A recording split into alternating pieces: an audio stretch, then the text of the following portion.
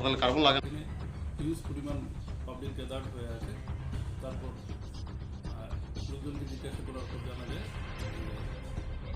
মনীন্দ্র দেববর্মা, ওরফে মনীন্দ্র দেববর্মা, বাড়ি উড়িয়ামছড়া, সে প্রচণ্ড তীব্র গতিতে মোটর বাইক নিয়ে বরপেটাল থেকে অভিযান করছিল। তো যাওয়ার সময় ওই ব্রিজের পাশে লোকাল কিছু শরীরে লাগাইছে। তারপর তাদের মধ্যে কথা কাটাকাটি হয়ে একদম মিনিটে সে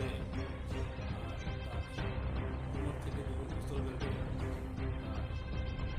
ফায়ার কক করে এবং ফায়ার করতে যায়, তো কক করার সাথে সাথেই স্থানীয় লোকজন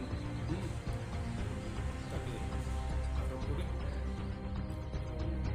তাকে ডিজার্ভ করে ডিটেন করে থাকে এবং পুলিশ যাওয়ার পর পুলিশের হাতে লোকটাকে এবং যে অস্ত্র তারা চুরি করে রেখেছিল সেটা পুলিশের। যার কাছে পিস্তল পাওয়া গেছে তার কি নাম? মলিন্দা বর্মা। কি 9mm পিস্তল?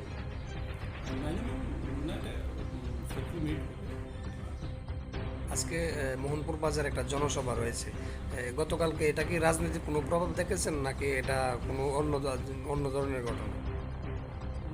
রাজনৈতিক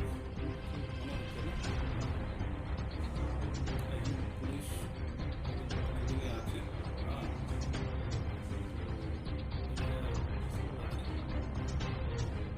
স্বামীকে কি কোর্টে সোপাত করা হবে আজকে?